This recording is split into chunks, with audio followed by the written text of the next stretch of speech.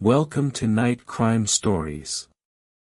Tonight, we examine the case of the murder that unraveled the Ivy League's darkest secret, a killing buried beneath prestige, privilege, and carefully maintained silence. One overlooked clue cracked it open decades later. Settle in, turn off the lights, and let the case unfold. Opening meditation. Somewhere in the desert, a name waits in the dark. Not buried, exactly. More like misplaced. Set aside in a filing cabinet, tucked beneath decades of other cases, other questions, other lives that needed answering first. But names are patient things. They have a way of finding their way back to the surface, even after 50 years, even after the world has moved on and the people involved have grown old and gray and settled into the quiet assumption that the past had finally, mercifully, stayed buried. Tonight, we follow one name home. Part 1, The Desert Keeps Its Secrets. There is something about the Sonoran Desert that makes it feel ancient.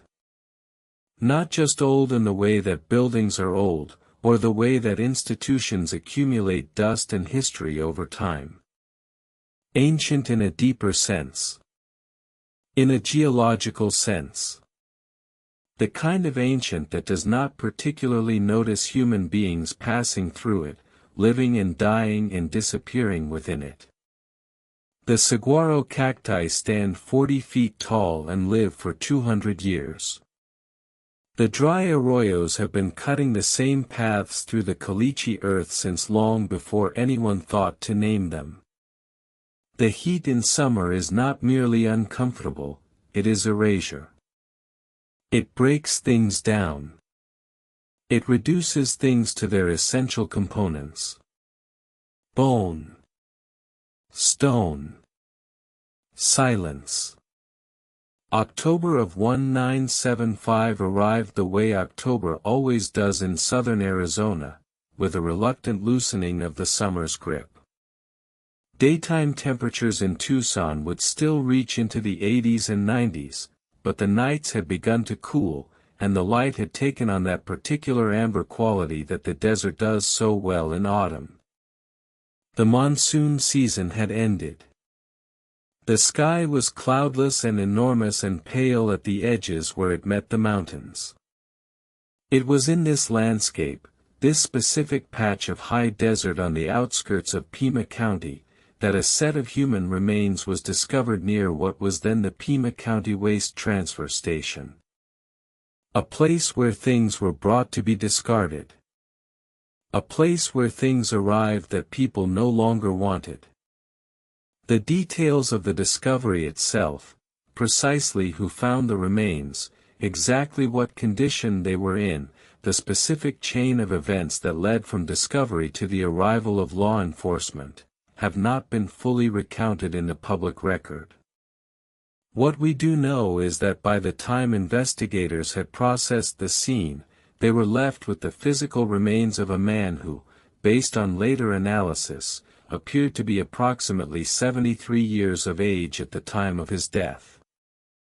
And they were left with no name for him. No identification. No missing person report. No family member standing at a doorway somewhere in town, wondering why he hadn't come home. For the investigators who worked that scene in the autumn of 1975, the absence of identification would have presented an immediate and serious challenge. Fingerprint databases in 1975 were not the comprehensive digital networks we know today. They were paper files, physical cards, collections of ink impressions that had to be physically matched by trained examiners in a process that was time-consuming and dependent on whether the individual's prints were on file in the first place. Dental records could be useful, but only if you had a name to begin with, a dentist to contact, a family to ask. Photographs could be circulated, but the infrastructure for doing so broadly and efficiently was limited compared to what law enforcement would eventually have at their disposal. And so, without a name, without a lead, without anyone calling in to say that a man was missing, the case did what cold cases do. It slowed. It idled. It waited. The man was catalogued as a John Doe. His physical remains were preserved by the county, as is standard procedure for unidentified individuals, held in careful storage against the possibility that someday, someone would come looking for him. Investigators at the time almost certainly canvassed the area. They would have looked for anyone who had reported a missing person, anyone who matched his description, any circumstances in the surrounding community that might explain the presence of an elderly man's remains near a waste transfer station on the edge of the desert. They found nothing. Or at least, nothing that led anywhere. And then the years passed. 1975 became 1976. The bicentennial came and went. The desert sun rose and set approximately 18,000 times. Administrations changed. The sheriff's department saw new investigators come and go. The technology of criminal investigation evolved in ways that the detectives of 1975 could not have imagined. DNA profiling would not become a forensic tool until the mid-1980s. Genetic genealogy, the practice of using DNA to trace family connections through genealogical databases, would not emerge as an investigative technique until decades after that. The man near the waste transfer station remained unnamed throughout all of it. A number in a file. A case that had no obvious path to resolution. What no one knew, what no one could have known, perhaps, from the outside, was that somewhere in this story, there was a family. There was a granddaughter who was growing up, growing older, living her life, carrying with her the unresolved question of what had happened to her grandfather. There was a woman who had allegedly known the answer to that question all along. And there was a crime waiting to be named. Part 2, What the Genealogy Revealed. The science of genetic genealogy is, at its core, a science of connection. Of relationship. Of the invisible threads that run between human beings across generations and across the miles that separate them. To understand how it helps solve this case, it helps to understand something about how the technique works, and why it has become such a powerful tool for investigators in recent years. Human DNA is inherited. We each carry approximately half of our DNA from our biological mother and half from our biological father. Our siblings share approximately 50% of our DNA with us. Our first cousins share approximately 12.5%. Second cousins share roughly 3%. These percentages become smaller as the generational distance increases, but the relationship remains detectable, provided you have a large enough database of reference samples to search against. In the years since commercial genetic genealogy services became widely available to the general public, platforms where individuals can submit a saliva sample and receive a breakdown of their ethnic heritage and a list of potential genetic relatives, a remarkable thing has happened. Millions of people have voluntarily uploaded their genetic profiles to these databases. Millions of people who wanted to know where their families came from, who wanted to find distant cousins, who wanted to solve small mysteries of their own family trees, have contributed to what has become the largest genetic reference database in human history. Forensic investigators began to understand that this database could be used in a different kind of search. If you had the DNA of an unidentified individual, recovered from remains, from a crime scene, from biological evidence, and you could compare that DNA against the profiles in these public databases, you might find a partial match. Not necessarily a direct family member. Perhaps a third cousin. Perhaps a second cousin once removed. Someone who didn't know the unidentified person, had never met them, might not even know their name existed in their family tree. But a DNA match, no matter how distant, is a starting point. From that starting point, a skilled genetic genealogist can begin to build a family tree. They work forward and backward through generations, cross-referencing names and dates with public records, census data, obituaries, newspaper archives, birth certificates, marriage records. And slowly, methodically, they narrow the field of possible identities until they arrive at a name. This is the methodology that cracked the case of the man found near the Pima County Waste Transfer Station.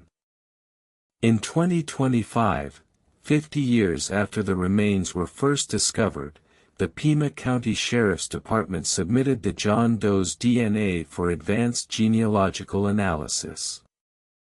The decision to do so reflects a broader trend in law enforcement, a recognition that cold cases involving unidentified remains are not hopeless, that the technology which had emerged over the preceding decade offered a genuine path to resolution for cases that had seemed permanently closed. The analysis worked. Think about that for a moment. A granddaughter. Someone who had been a child, or perhaps not yet born, when her grandfather disappeared in 1975. Someone who had grown up with the absence of him, with the unresolved question of where he had gone. When investigators made contact with her, she told them something that must have been both heartbreaking and somehow clarifying. She told them that her grandfather had mysteriously vanished in the 1970s. That he had simply not been there one day. That the family had not known what became of him. But here is something that the investigators noted almost immediately, something that sits quietly at the edge of this story and refuses to be explained away. There was no missing person report on file for this man. None. Not with the Pima County Sheriff's Department. Not with the Tucson Police Department. Not with any adjacent jurisdiction. Authorities searched the available records and found nothing. In 1975, a 73-year-old man had disappeared from the area, and no one had officially reported him missing to the police. The absence of a missing person report is the kind of detail that, in a true crime investigation, functions like a negative space in a painting. It is defined by what is not there. In many disappearance cases, a missing person report is the first thing that happens. A concerned family member, a neighbor, a friend calls law enforcement. The report becomes the first document in the chain. The absence of that document raises a question that does not have an obvious innocent answer. Why had no one reported him missing? There are, in theory, benign explanations. Perhaps the family believed he had simply moved away. Perhaps there had been a rupture in the family, an estrangement that led people to assume his absence was voluntary. Perhaps communication within the family had been limited enough that no one had a complete picture of who was in contact with him at the time he vanished. These are possibilities. But there is another possibility.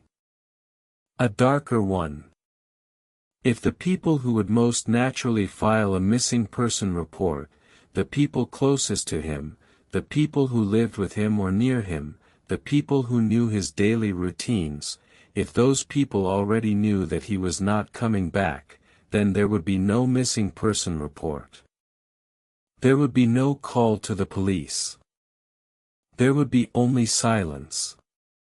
And in that silence, a man would simply cease to exist, at least as far as any official record was concerned.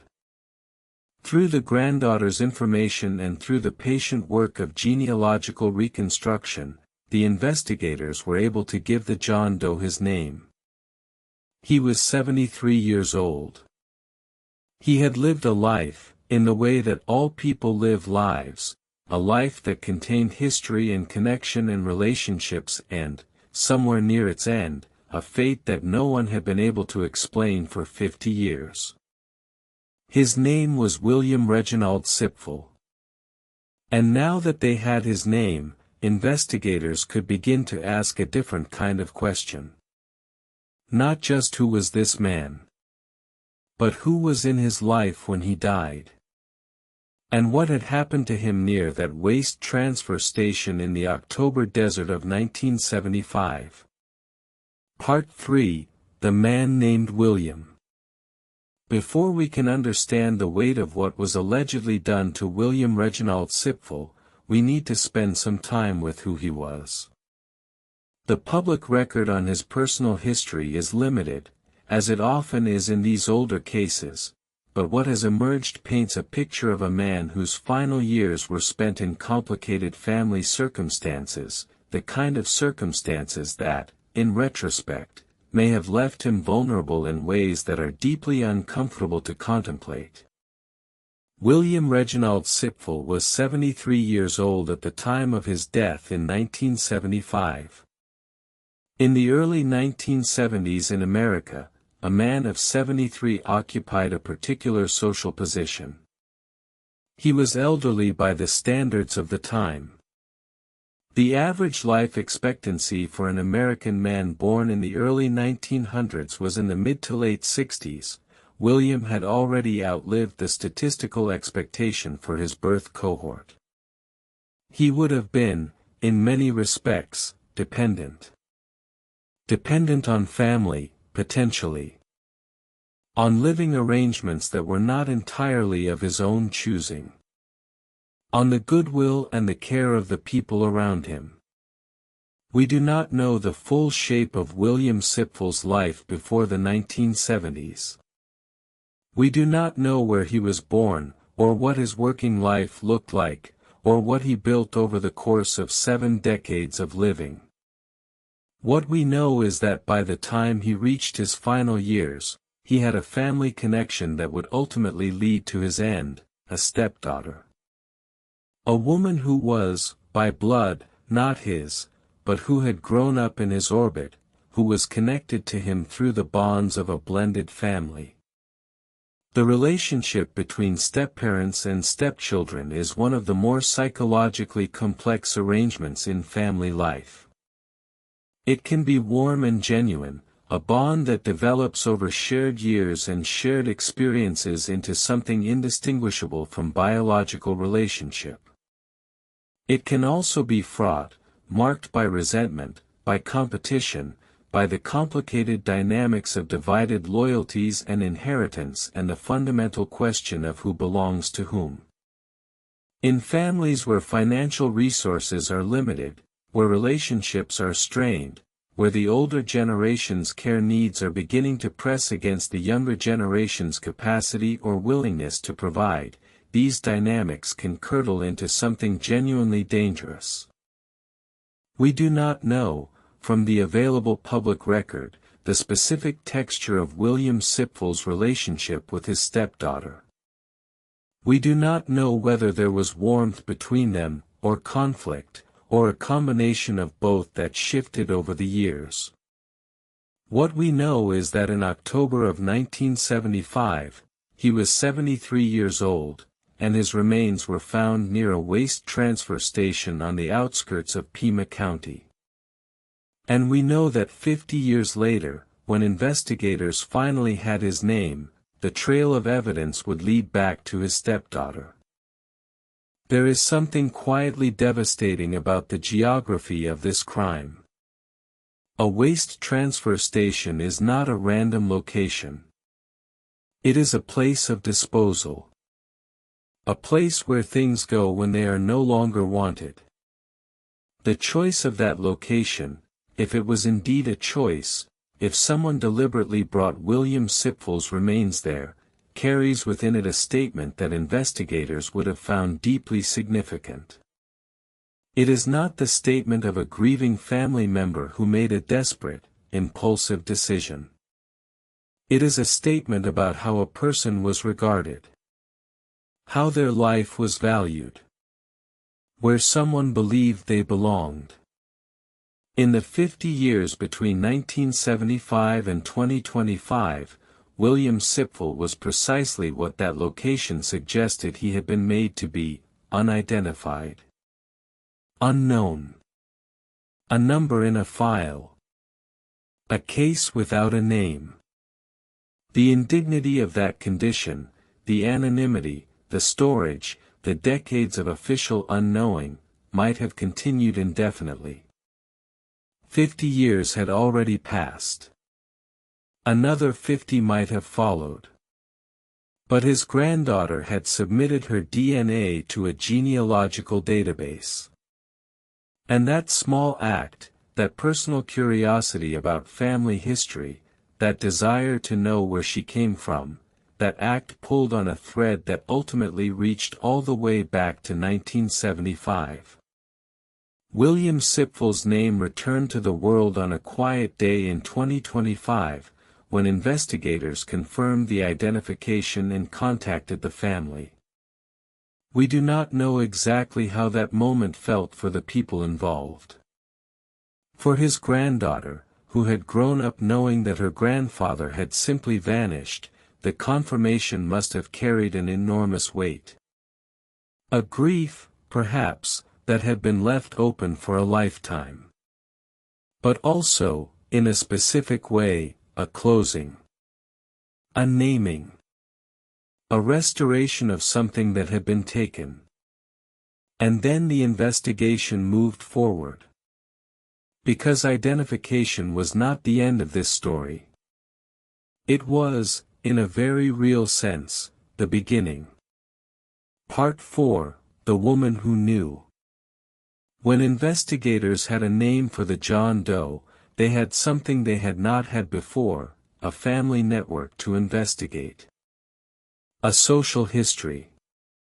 People who had known William Sipfel, people who had lived with him or near him, people whose lives had intersected with his in the years leading up to his death in 1975. And among those people was a woman who, by 2025, was 79 years old. Carolyn Beale, William Sipfel's stepdaughter, had been living in the intervening 50 years with whatever knowledge she carried about what had happened to her stepfather. We do not know, and likely will not know until the legal proceedings have run their course, the full nature of what she knew and when she knew it. We do not know whether she had spoken of it to anyone, or whether she had kept it completely sealed away within herself, a private room in her interior life that she had learned to navigate around. What we do know is that she was still alive. That she was, as of May 2026, 79 years old and residing somewhere accessible to the Pima County Sheriff's Department.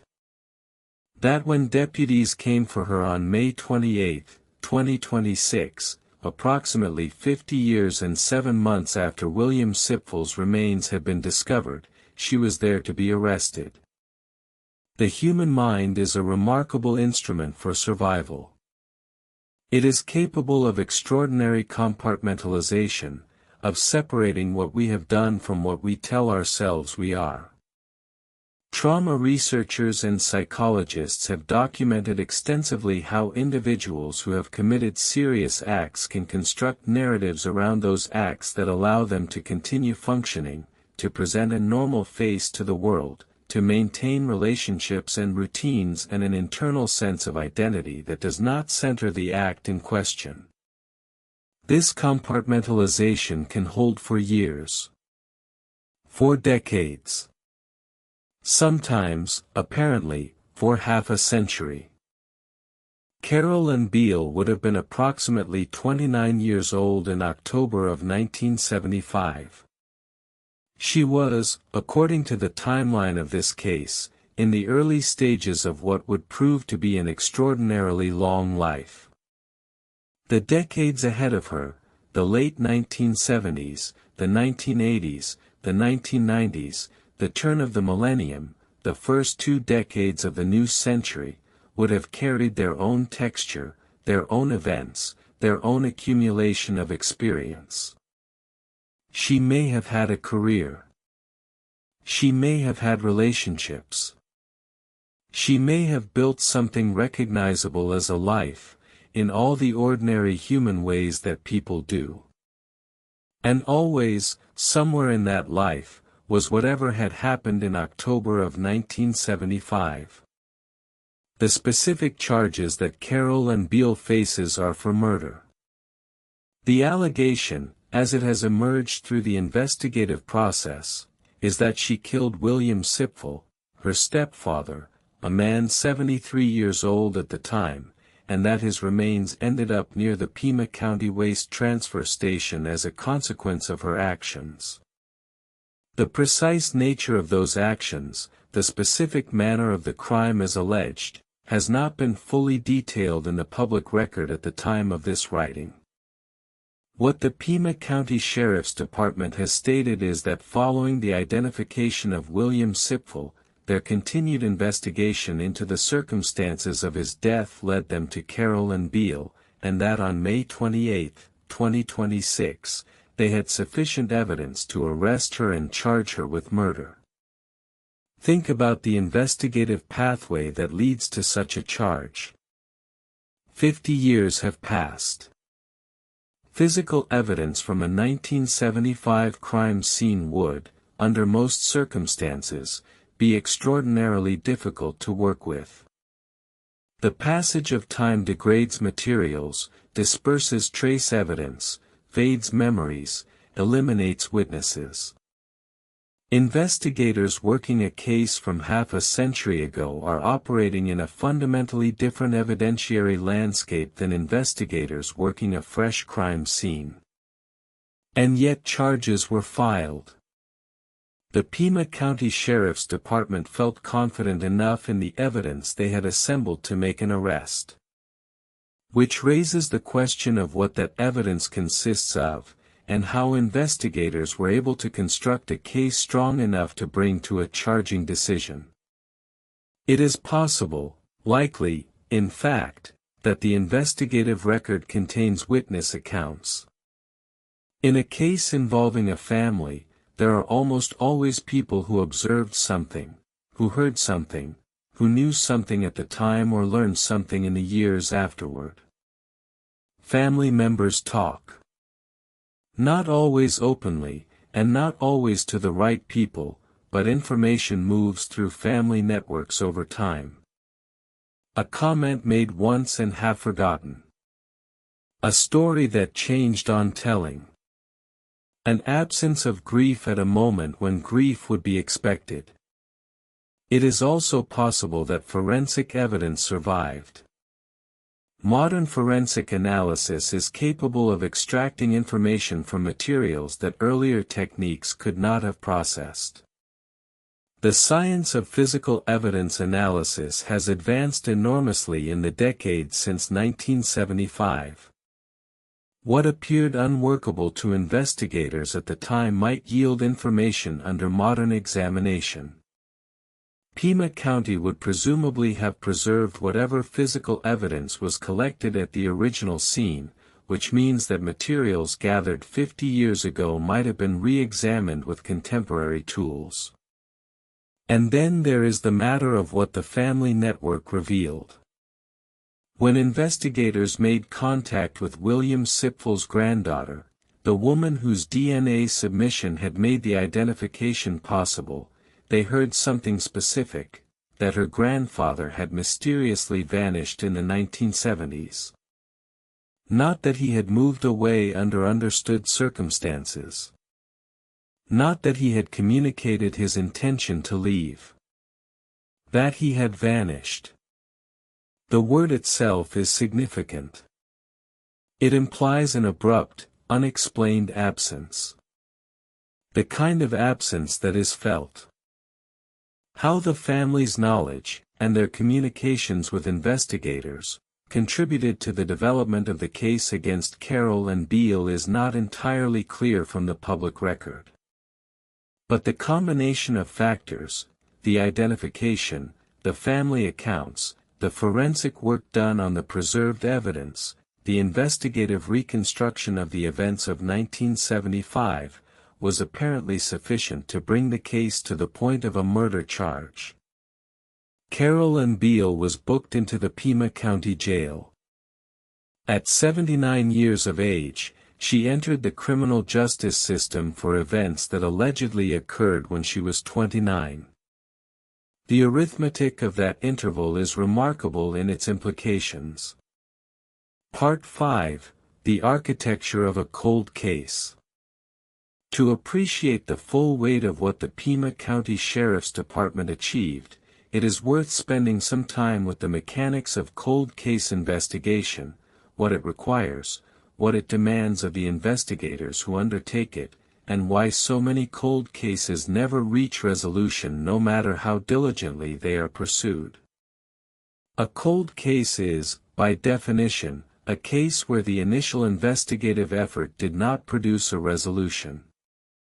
The crime occurred, law enforcement responded, investigators worked the scene and followed the available leads, and still, the central questions remained unanswered. Over time, the case slows. Active investigation gives way to periodic review. The file exists, but it is no longer on anyone's active docket. It waits. The challenges that accumulate around a case as it ages are significant and layered.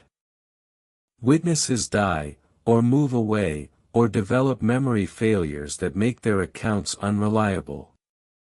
Physical evidence, even when carefully preserved, can degrade. The institutional memory of a law enforcement agency turns over, the detectives who worked the original case retire, and with them goes not just the formal record but the informal knowledge, the hunches, the understanding of local context and local relationships that was never written down. A cold case that is reviewed by a new investigator 30 years later is, in a very real sense, being investigated for the first time by someone who was not there. In the case of William Reginald Sipfel, the cold case presented an additional complication that is relatively uncommon even among cold cases: the victim was unidentified. The investigation was not merely cold, it was also foundationally incomplete.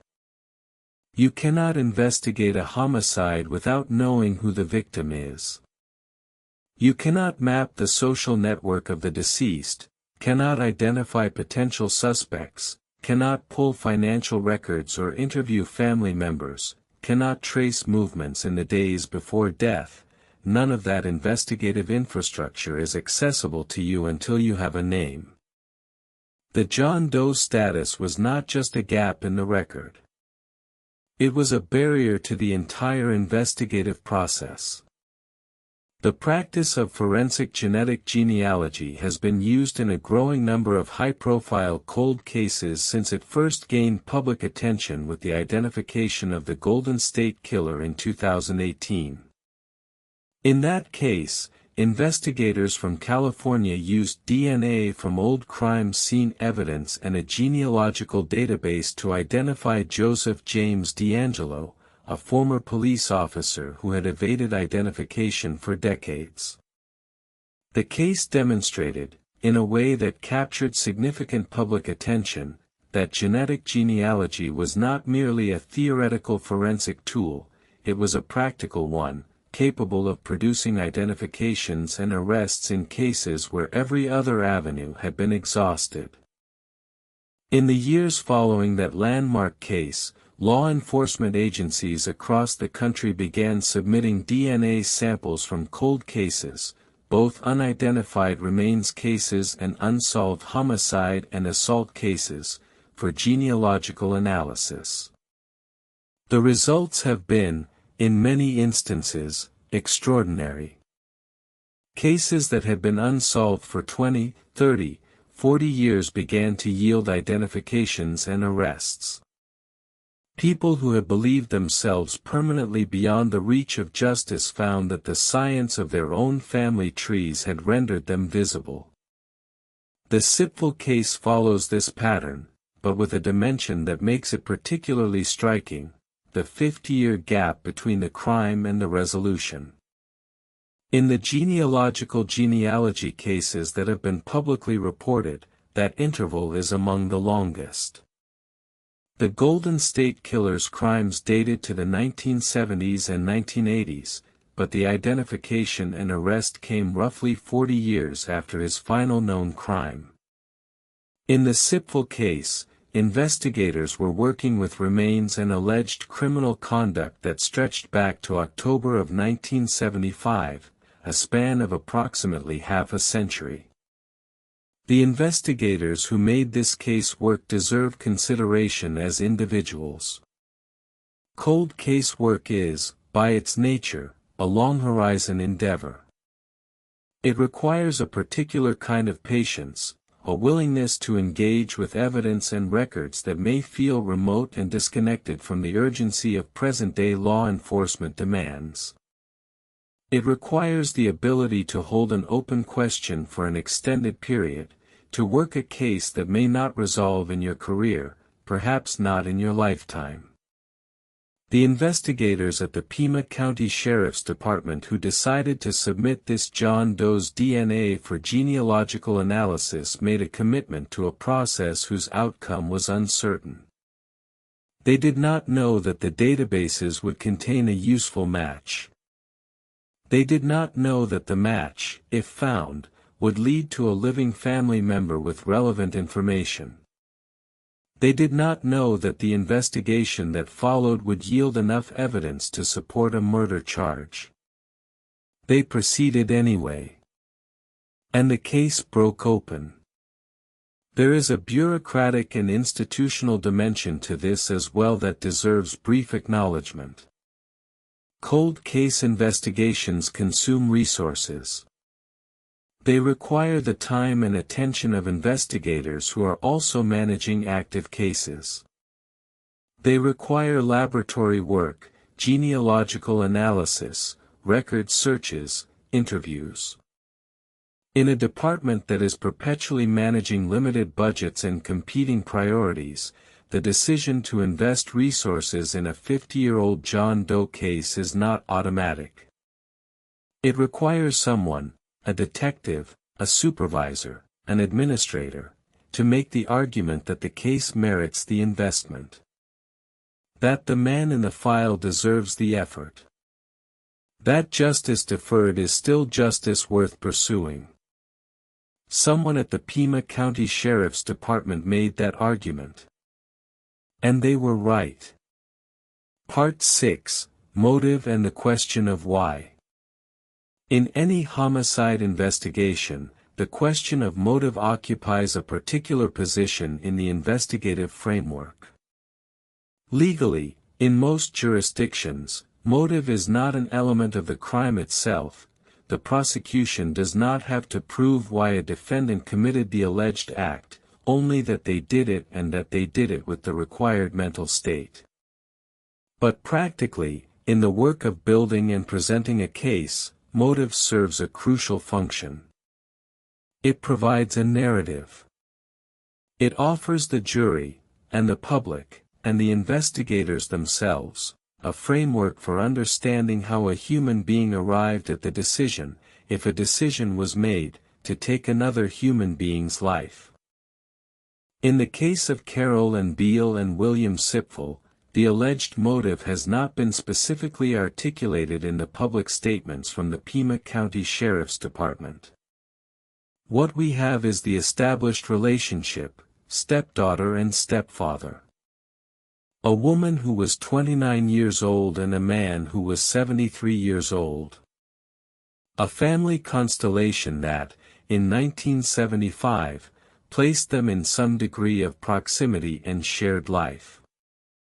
When we think about what motivates violence within families, and family violence, tragically, is one of the most common categories of homicide, several patterns emerge from the broader literature of criminal investigation and forensic psychology.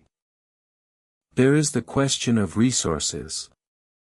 In families where one member is elderly and potentially dependent, and another is younger and in a position of caregiving or shared living, financial dynamics can become intensely fraught. Who will inherit what? Who is named in a will? Whether assets are being managed in the way that various family members believe is appropriate.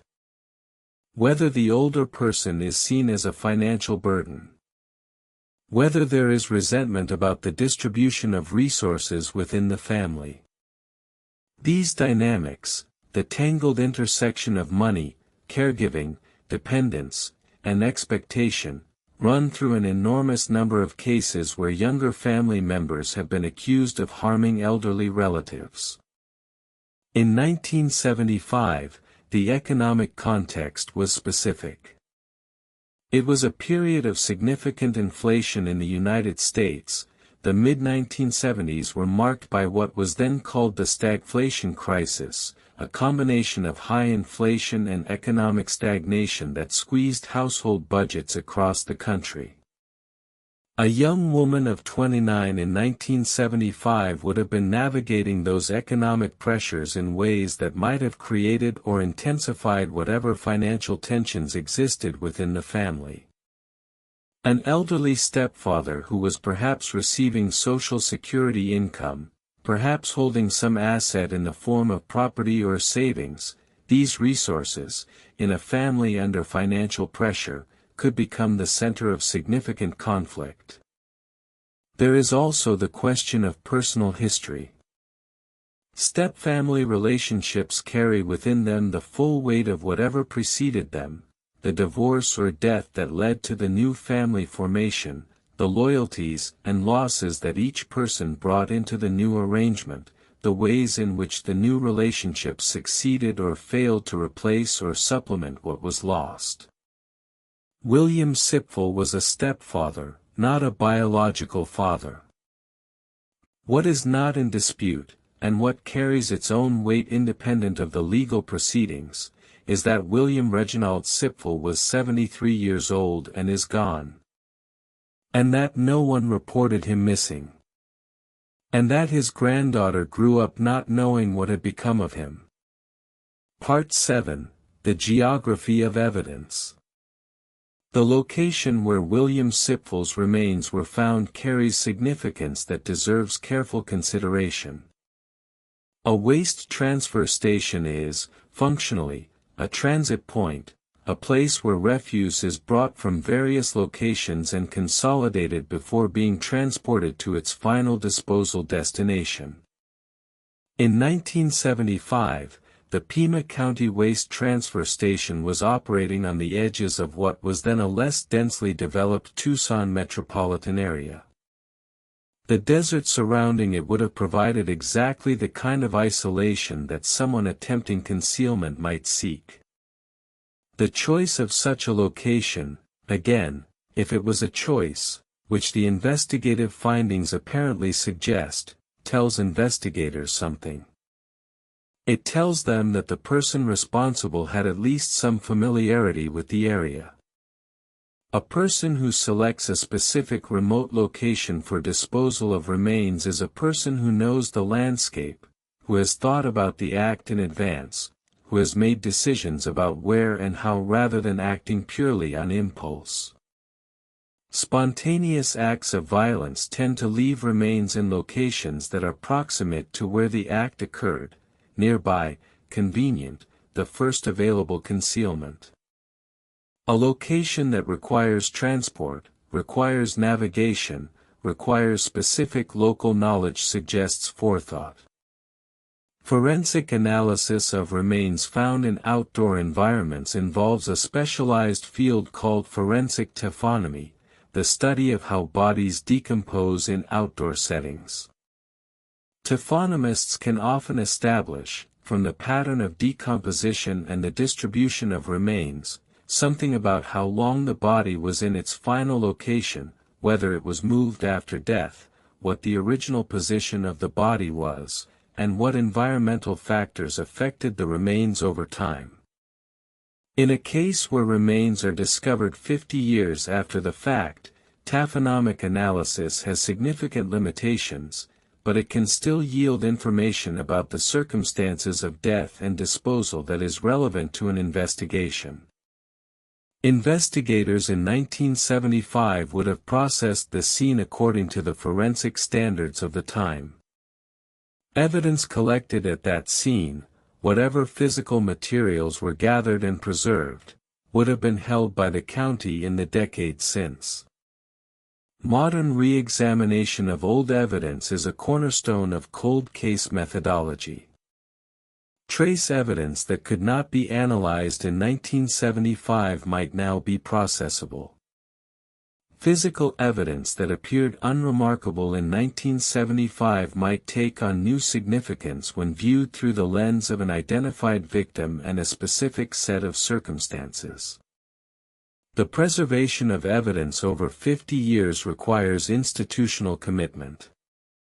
It requires storage facilities that maintain appropriate conditions. It requires chain of custody documentation that remains intact over the course of multiple administrations and personnel changes. It requires the ongoing institutional decision that this unidentified man's case remains open, that the evidence remains relevant, that it should not be disposed of. The fact that the Pima County Sheriff's Department had the preserved evidence available when the genetic genealogy breakthrough arrived in 2025 is itself significant. It reflects an institutional respect for the case and for the unidentified man at its center that made resolution possible. Evidence in a case this old has a particular character.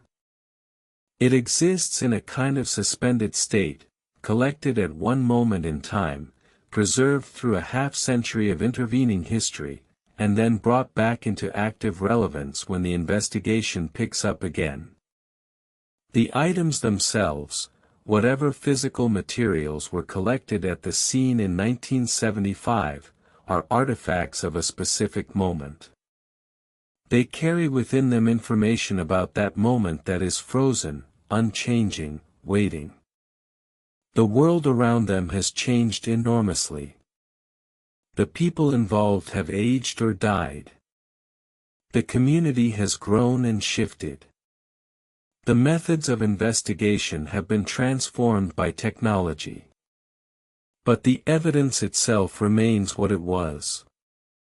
A kind of anchor point in time. For investigators building a 50-year-old case, that anchor point is invaluable.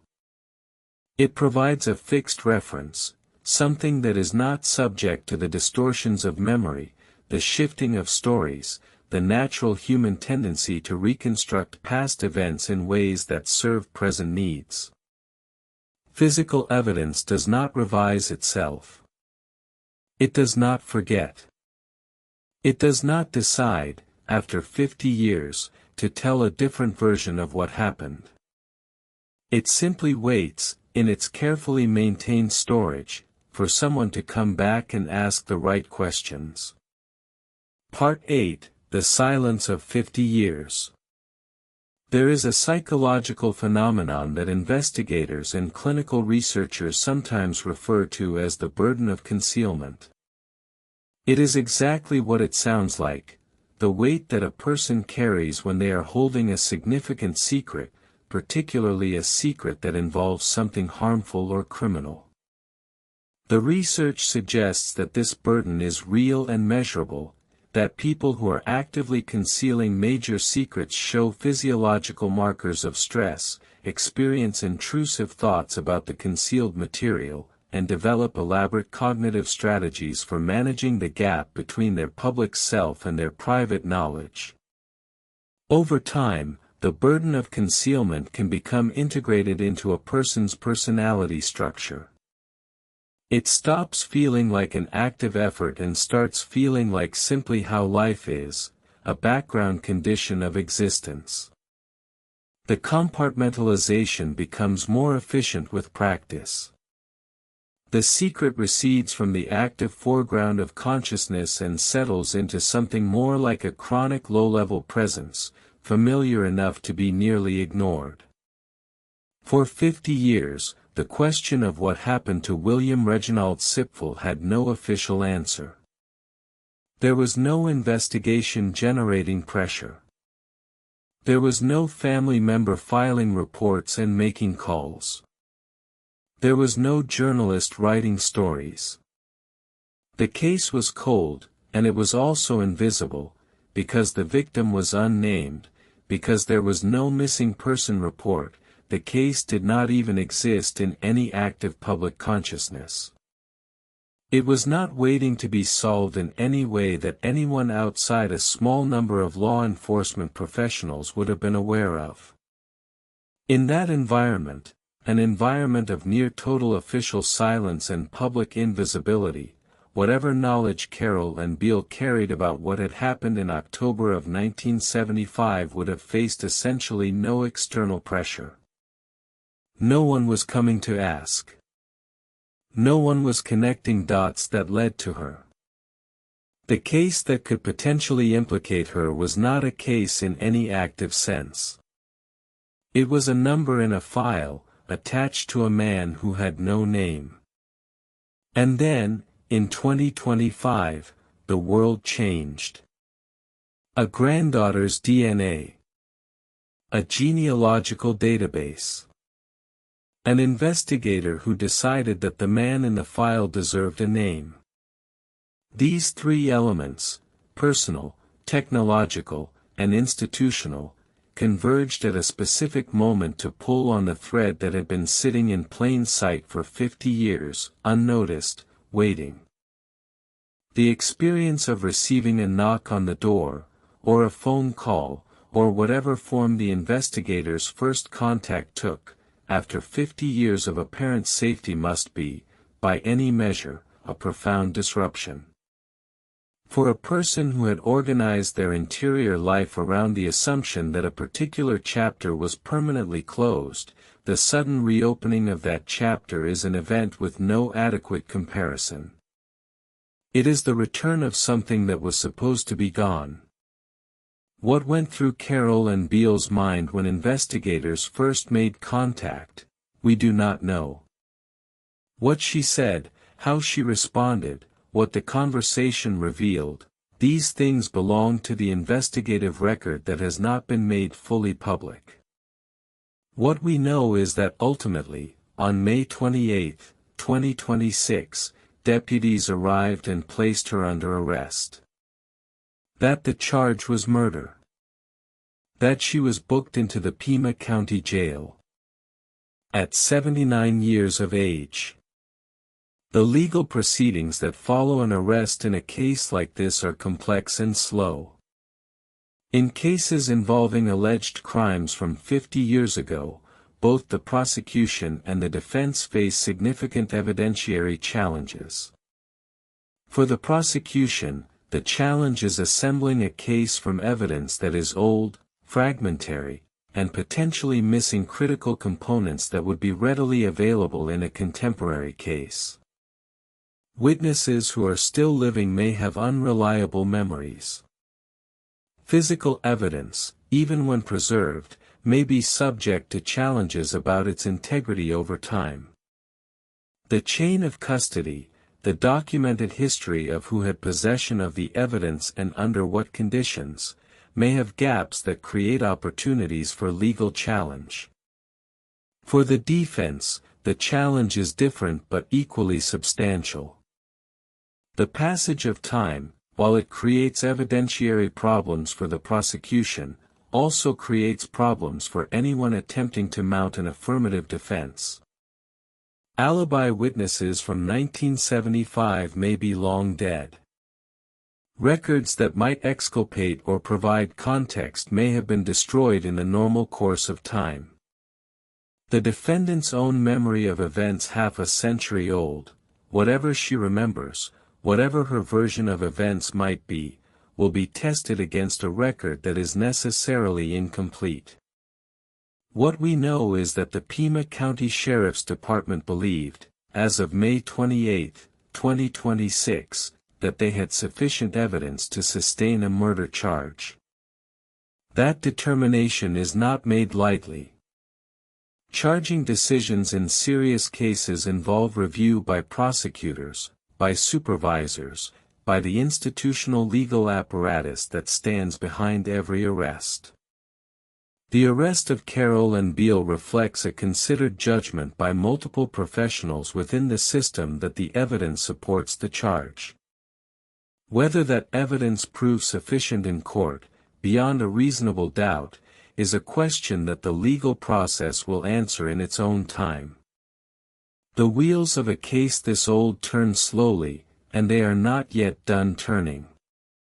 Part 9: What genealogy is changing. The case of William Reginald Sipfel is not an isolated event. It is one data point in a larger transformation that is quietly reshaping the landscape of criminal investigation and cold case resolution across the country and, increasingly, around the world.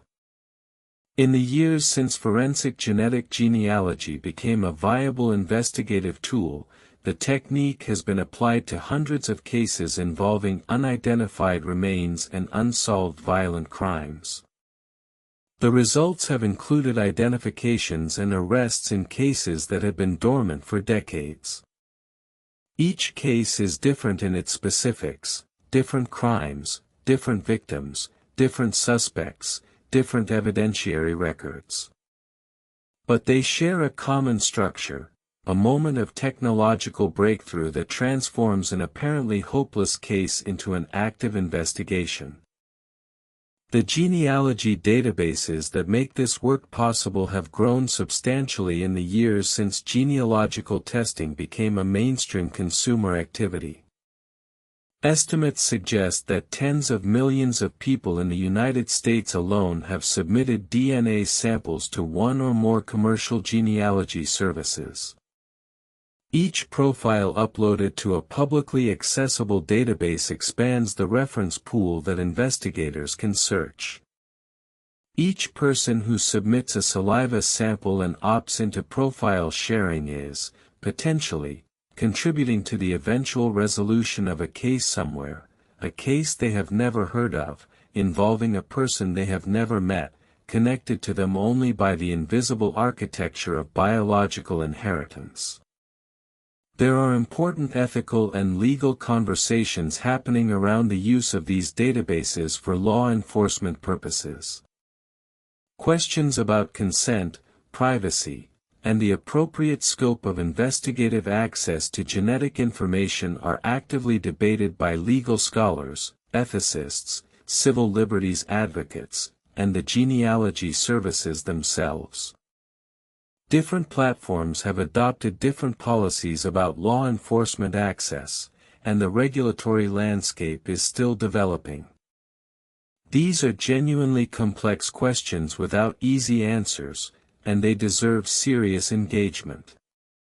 But for the families of victims who spent decades without answers, and for the unnamed individuals who spent decades in storage as John does and Jane does, waiting for someone to give them back their names, the technique has brought something that no previous investigative tool could reliably deliver: resolution. Not always. Not in every case. The databases don't always contain a useful match. The family trees are not always reconstructible from the available data. The leads that emerge from genealogical analysis don't always yield evidence sufficient to support a charge. But in cases where it does work, and it works with increasing regularity as the databases grow, the result can be transformative. For William Sipfel's granddaughter, the transformation was deeply personal. She had grown up with the knowledge of her grandfather's mysterious disappearance, carrying an unresolved question about a person who had simply ceased to be present in the family's story. She did not know, when she submitted her DNA to whatever service received it, that she was pulling on a thread that would lead back to a desert location in Arizona, to a John Doe file in the Pima County Sheriff's Department, to a case that had been sitting cold for half a century. Her act of personal curiosity, the simple desire to know her own genetic heritage, to understand where her family came from, became the mechanism through which her grandfather was found. Through which his name was returned to him. Through which, ultimately, a murder charge was filed against the woman who allegedly took his life. There is something almost literary about this, the granddaughter's search for identity becoming the instrument of her grandfather's identification. A biological connection, spanning 2 generations, speaking across 50 years of silence to say, this man was here. He mattered. He belongs to us. His name is William. The technology made the identification possible. But it was a person, a woman who wanted to know her own story, who set the process in motion. Part 10, The Weight of Time. Age changes everything. That is not a philosophical abstraction in this case. It is a practical and legal reality that runs through every dimension of the proceedings. Carol Ann Beale is 79 years old. In the American criminal justice system, the age of a defendant does not alter the legal standard for guilt or innocence, but it has practical implications for how proceedings unfold. The prosecution of an elderly defendant for crimes allegedly committed 50 years ago raises questions that courts and prosecutors must navigate carefully. Questions of competency, whether the defendant can adequately participate in their own defense, understand the proceedings, work effectively with counsel. Questions of physical health, and how the condition of an elderly defendant affects the pace and nature of a trial. Questions about the appropriate conditions of pretrial detention for a 79-year-old individual. These are not abstract questions. They have real bearing on how this case will proceed through the system. What we know is that as of her arrest, Carol Ann Beale was booked into the Pima County Jail. The subsequent trajectory, whether pretrial detention continues, whether bail is granted, how rapidly the case moves toward trial or other resolution, is determined by proceedings that are still in their early stages. The potential sentence in a first-degree murder case in Arizona is severe. Arizona law provides for a range of penalties in homicide cases, up to and including life imprisonment. For a 79-year-old defendant, a sentence of any significant term of imprisonment carries implications that are different from those faced by a younger person. This reality does not, and should not, alter the legal standard that applies. If the evidence establishes guilt beyond a reasonable doubt, the law applies regardless of age. But it is part of the human texture of this case that deserves acknowledgement. And then there is the question of William Sipfel's age at the time of the alleged crime, 73 years old. Elderly victims occupy a particularly important place in criminal law and in the moral calculus of violence. There is something about the specific vulnerability of the elderly, their physical frailty, their dependence on others, the reduced ability to defend themselves or escape, that has led virtually every society to regard violence against the elderly as especially serious. Many jurisdictions have specific sentencing enhancements for crimes committed against elderly victims, reflecting the moral judgment that preying upon the vulnerable is a more serious offense than the same act committed against a person with full capacity for self-protection. In 1975, William Sipfel was 73 years old. He was an old man, by any standard. Whatever happened near that waste transfer station in October of that year, it happened to a 73-year-old man who was, presumably, not in a position to resist effectively. Whatever the circumstances of his death, the manner of it, the place of it, the events that preceded and followed it, the victim was a person at the end of his life, in the late stage of a human arc that deserved to end in a bed, surrounded by family, with his name known and his life acknowledged. Instead, he ended in the desert. Unnamed. Unclaimed. A case number in a file that would sit for 50 years before anyone found the key to open it. Justice, when it comes this late, has a particular quality. It is not the swift, contemporaneous accounting that we might prefer, the arrest within days of the crime, the trial within months, the resolution within years. It is something slower and more weathered. It arrives after everything else has happened. After lives have been lived. After the landscape has changed. After the people most directly affected, the victim, the witnesses who knew what happened at the time, perhaps the perpetrator's own accomplices or confidants, have aged or died or moved beyond reach. And yet it arrives. That arrival, the May 28, 2026 arrest of Carroll and Beale for the 1975 murder of William Reginald Sipfel, is the event that gives this story its shape. Not the crime itself, though the crime is the center of everything. Not the decades of cold storage and institutional patience, though those matter enormously. The shape of the story is defined by the moment when the past, having refused to stay buried, surfaced in the present to claim what it was owed. Part 11, The Family's Story. There is a dimension of this case that receives less attention than the crime itself, less attention than the investigative breakthrough, less attention than the arrest, but which is, in a very human sense, perhaps the most important dimension of all. It is the story of the family. William Sipfel had a family.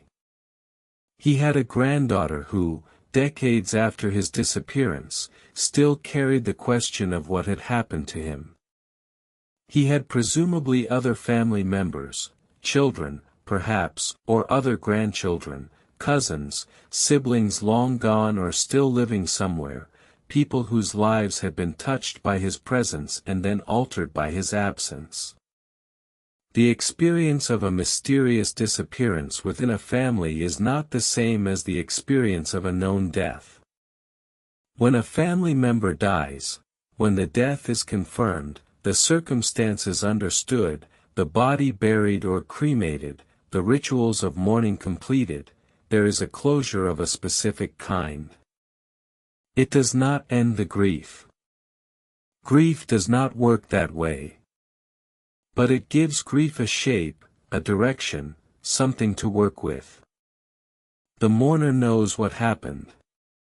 They can situate their loss within the known facts of a life that ended. When a family member disappears, without explanation, without a body, without confirmation of death, the grief is structurally different. It cannot fully close because it cannot be certain what it is mourning. The possibility, however remote, that the absent person is alive somewhere, that they chose to leave, that they might return, hovers at the edge of everything.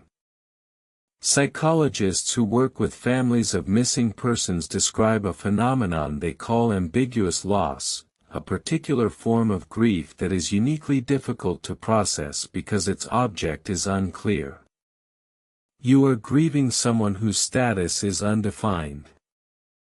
You are mourning without permission, waiting without expectation, holding a question that may never be answered. William Sipful's family had lived with that ambiguous loss for 50 years. His granddaughter, who was presumably a child or not yet born when he disappeared, grew up in a family that carried an unresolved absence. She did not know, when she submitted her DNA to a genealogical service, that her grandfather's story was about to move from ambiguous loss to tragic certainty. She did not know that within months, she would be speaking to homicide investigators.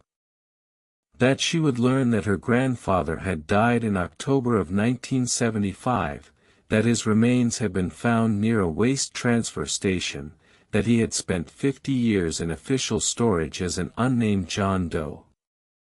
The moment of that revelation, the phone call or the in-person visit when investigators shared with her what they had found, is not described in the public record. We can only imagine its texture. The specific kind of grief that comes with learning not just that someone is gone, but how they were gone, and who was allegedly responsible. The complicated nature of that knowledge, given that the alleged responsible party is someone within the family network. The processing of multiple shocking pieces of information simultaneously. Your grandfather was murdered. He was left unidentified for 50 years. Your DNA found him. Someone you are connected to, by the strange architecture of a blended family, is allegedly the person who did it. There is no clean way to receive that information. There is no version of that conversation that is gentle enough to make it easy. The investigators who delivered it, with whatever care and professionalism they brought to the task, were delivering a verdict on a 50-year question that had presumably shaped the granddaughter's family's narrative in ways both visible and invisible. And what of the broader family network? Carol Ann Beale was William Sipful's stepdaughter, connected to him by marriage rather than blood, connected to his biological descendants through the particular architecture of a blended family. The arrest of a 79-year-old woman for the murder of an elderly man who was her stepfather is not just a legal event. It is a family rupture. It is a revelation that recontextualizes everything, every story that was ever told about William Sipful's disappearance, every explanation that may have circulated within the family, every person who grew up in the shadow of an unexplained absence. In the aftermath of the arrest, whatever family members remain connected to any of the parties involved will be navigating a landscape transformed by new information. The past has a different shape than it had before. The stories need to be revised. The silences take on new meaning. The official resolution of a 50-year mystery does not simplify human relationships, it often complicates them, adding layers of retrospective understanding to connections that were previously unexplained. But for William Sipful's granddaughter, and for anyone who cared about William Sipful during his life or after his disappearance, there is at least this: he has his name back. He is no longer a number in a file. He is William Reginald Sipful, 73 years old, a man who lived and died in the Tucson area in the autumn of 1975, whose remains rested in the careful keeping of Pima County for 50 years, and who was finally, in 2025, named. That naming is not nothing. It is, in fact, one of the most important things that can happen in a case like this. The restoration of identity to a person who was rendered anonymous in death, it is an act of dignity. It is a correction of a wrong. It says, with the full weight of the public record and the legal system behind it, this person existed. He mattered. His story was not finished with his death. His name deserves to be known. Part 12, Resolution, Justice, and the Road Ahead.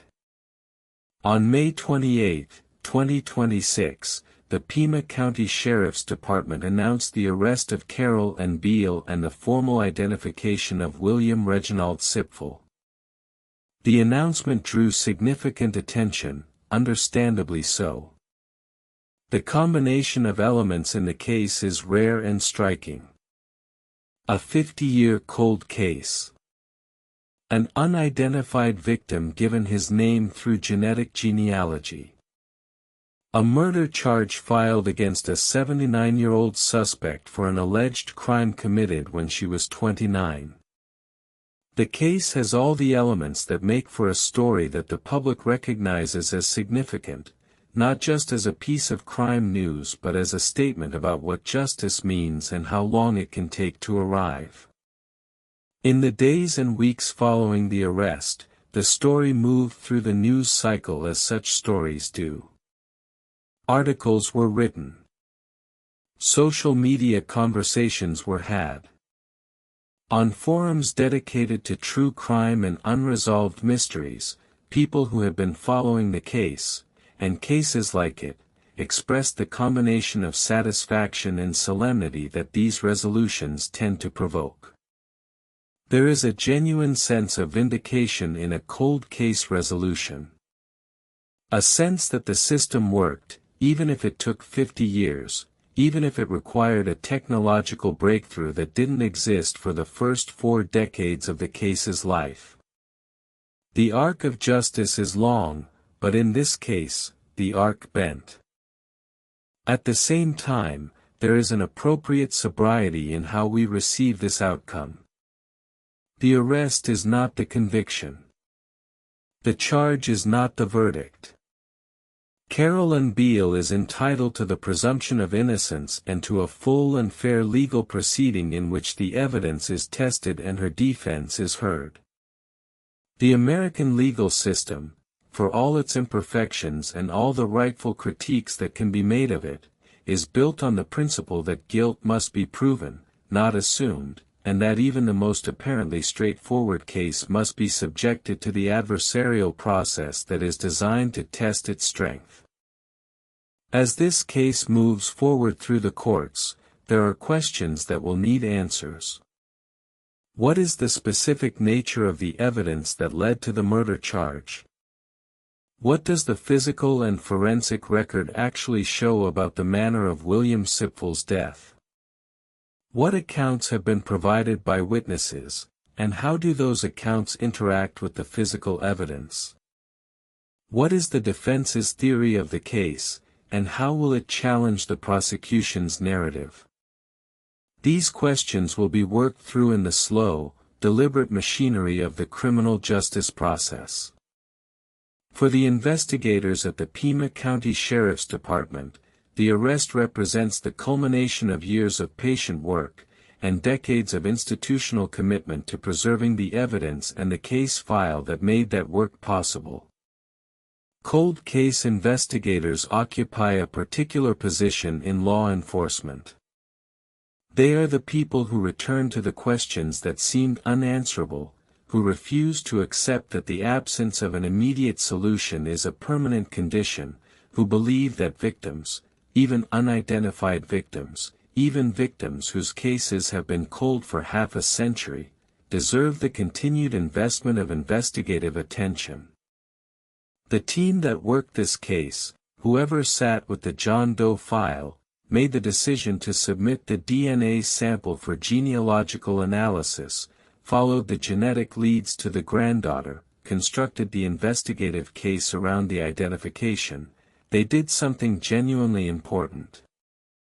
They gave a man his name back. And they did what people who work in this field ultimately do it for. They moved a case from the unsolved column to something approaching resolution. For the community of Pima County and the broader Tucson area, the case is a reminder of something that local history often obscures. The present is continuous with the past. The events of 1975 did not stay in 1975. They moved through time, carried in the preserved evidence of the sheriff's department, carried in the family memories of people who never stopped wondering, carried in the DNA of a granddaughter who did not yet exist when her grandfather died. The past does not simply end when it ends. It persists. William Reginald Sipfel lived 73 years. We do not know the full arc of those years, not yet, and perhaps not ever, since the historical record for private individuals of that era is limited. But we know that he existed. We know that he had family. We know that he disappeared in the autumn of 1975, and that no one filed a report, and that his remains lay near a waste transfer station until October of that year when they were found. We know that for 50 years he was unnamed. We know that a granddaughter's DNA gave him back his name. We know that on May 28, 2026, a murder charge was filed for his death. Whatever comes next in the courtroom, whatever testimony is heard, whatever evidence is presented, whatever verdict is eventually returned, these facts will not change. William Sipfel's name is on record. His story is part of the public record now, in a way that it was not for 50 years. He is no longer the man near the waste transfer station. He is William Reginald Sipfel. That is not everything. But it is not nothing. In the landscape of unresolved cases, the tens of thousands of cold cases that exist in departments across the country, the hundreds of John Does and Jane Does whose identities have not yet been restored, the families who are still waiting for answers, the Sipfel case stands as a demonstration of what is possible when technology, institutional commitment, and a granddaughter's quiet curiosity converge at the right moment. It is a demonstration that the gap between an unsolvable case and a solved one can be crossed. That the distance between a number in a file and a human name can be covered. That 50 years is not forever. The desert keeps its secrets for a long time. But not always forever. Closing meditation. There is a quality of light in the desert just before dawn that is unlike light anywhere else. It comes in slowly, without announcement, touching the edges of the mountains first and then spreading down across the flats, illuminating the saguaro and the mesquite, the dry arroyos and the caliche soil, the places where things were buried and the places where they were found. It is a gentle light. Patient. William Reginald Sipfel went unnamed for 50 years. He waited in the careful keeping of a county that did not know his name but preserved his remains against the possibility that someday, someone would come looking. Someone did. A granddaughter, following the thread of her own genetic story, pulled on something that reached all the way back to October of 1975. And a man was found. Justice moves at its own pace. It does not hurry. It does not always arrive in the time we would choose, or in the form we might expect. But the work of identification, the patient, meticulous work of giving names back to the unnamed, is one of the most quietly important things that investigators and scientists and families do. It says that a person's existence matters. That their story does not end with their disappearance. That the questions left behind them deserve answers, even when those answers take half a century to surface. Tonight, somewhere in Tucson, the desert is quiet. The mountains are dark against a darker sky. The years have passed and the world has changed and a 73-year-old man has finally, at last, come home to his name. Rest, wherever you are, William. You were not forgotten. You were only lost. And now you have been found. If you're still awake after that, subscribe, leave a like, and drop a comment. Which case should we cover next?